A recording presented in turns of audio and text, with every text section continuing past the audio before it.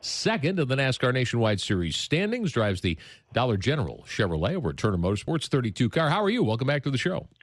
I'm doing good. Have you gotten over the disappointment? I'm sure you were disappointed in what happened Saturday for you guys at Watkins Glen. Yeah, it was okay. We had a water leak issue that we had to address, and I think we pitted 5 times, and I think the normal was 2 times. So we pitted. We had 3 extra pit stops there, and Wow. that last restart there, I believe we restarted 19th, and we're able to come up to 13th, and we were able to pass the points leader and gain a couple points on him. So all in all, we had a pretty good car. Didn't have any issues with the car other than our water leak there, and had some fun. So all in all, it wasn't too bad of a day. Hey, Reed, the cool thing, and I look at the rundown from Watkins Glen up there, the cool thing is you didn't have a good day on the track, but you didn't have a real bad day as far as the points go. The top 6 guys up here, I think, 7 guys, it doesn't even really matter. All Cup guys or a guy that don't run all the time. And then you end up pretty close there with the guys that you're racing for a championship. So, I hate to hear it, but really, at the end of the day, a good points day for you. Yeah, that's the thing that we were looking at as the race went on. I was actually right behind Ricky in the 6 car when he actually spun out. So I saw him spin out, so I knew he was having some trouble, and I knew we were having trouble as far as our water leak. So, I didn't know really what was going on with Elliott, but at the end of the day, we gained a couple points on the 6 car and only lost a couple on the 2 cars. So, all in all, for all the issues we had, we were lucky that we were able to contain our water leak there and not have any more issues with that, and able to fight back there and battle at the end on that green-white checkered and pass a few more cars. So it was fun.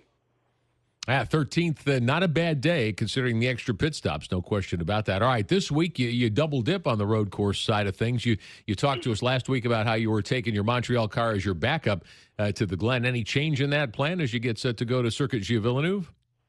Yeah, the car that we're actually taking to Montreal is the one we raced at Road America, and it should be good. The biggest thing is I've never been to Road America before, so I got a lot to learn in a very short period of time when I get there. And I know there's 2 practices. I think they're both about an hour and a half. So I'll be doing all I can to try to figure out that course, and at the same time try to make the car better for me. But it'll definitely be a challenge, and I'm sure I'll learn a lot as the race goes on. But I'm looking forward to it. It looks like a fun racetrack, and just looking forward to getting out there and seeing what it's like. Well, Reed, I was going to ask the next question I had lined up was, do you think that the practice that you got, the racing at Watkins Glen, will help you when you get to Montreal? But evidently, you don't know because you've not been there.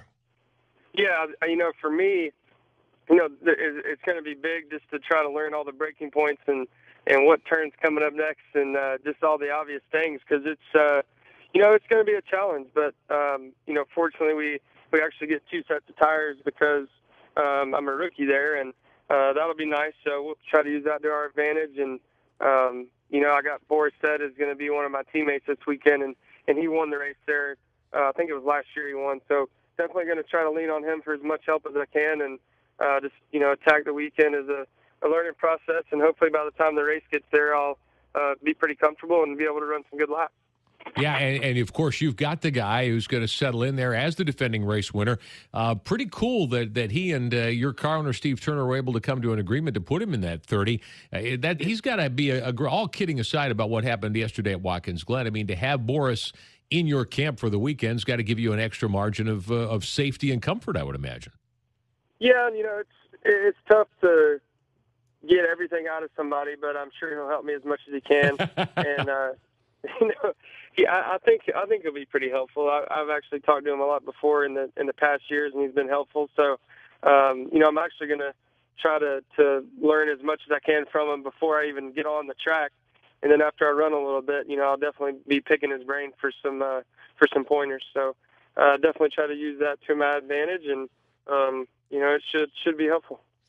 Reed, one of the things you got to do, you've got to do to run well at a road course, you got to have good equipment.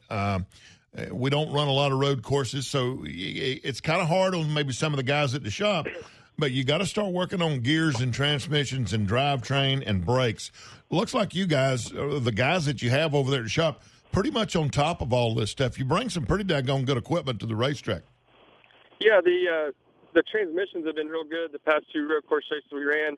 We actually had one break in practice at Road America, and I think it must have just been a parts failure. And because as far as shifts and everything, the transmission shift really good.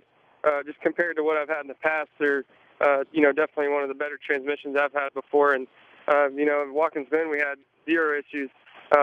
We didn't have any problems at all, so that was nice. And the brake package we're taking to Montreal, I know Montreal is probably the worst on brakes out of the 3 courses, and we're taking the same brake package that we had at Road America, and I was real happy with the brakes there. So we should be in good shape as far as that goes. Yeah, and your experience now is still kind of limited in these cars on road courses. We heard a lot of people at the Glen talk about brakes as a big, big issue there.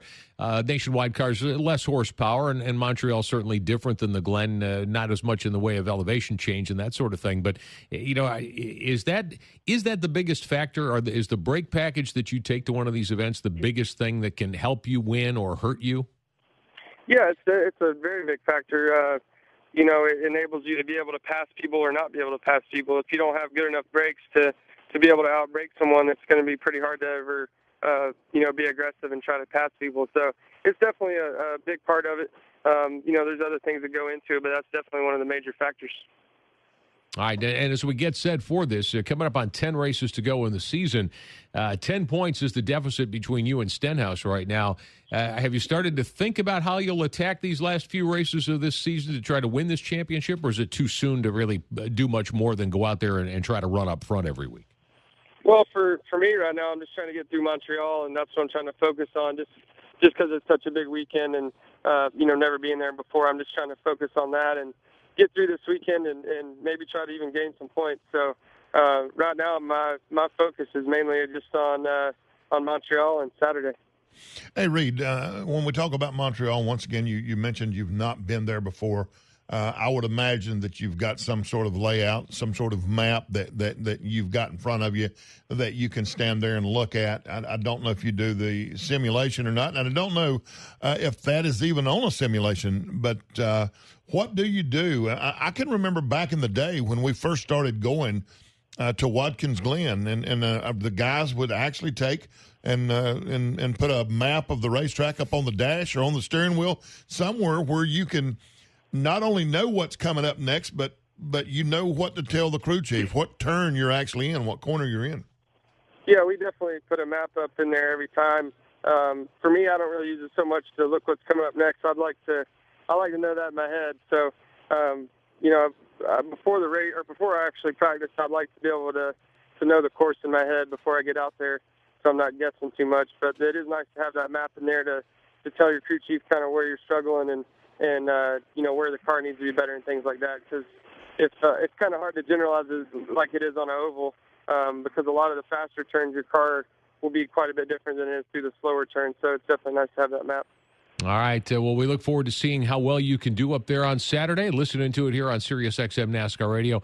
All the best. Be safe. Have fun. Pick Boris's brain. He'll be a great help for you this weekend, I'm sure. I hope so. Appreciate you guys having me on.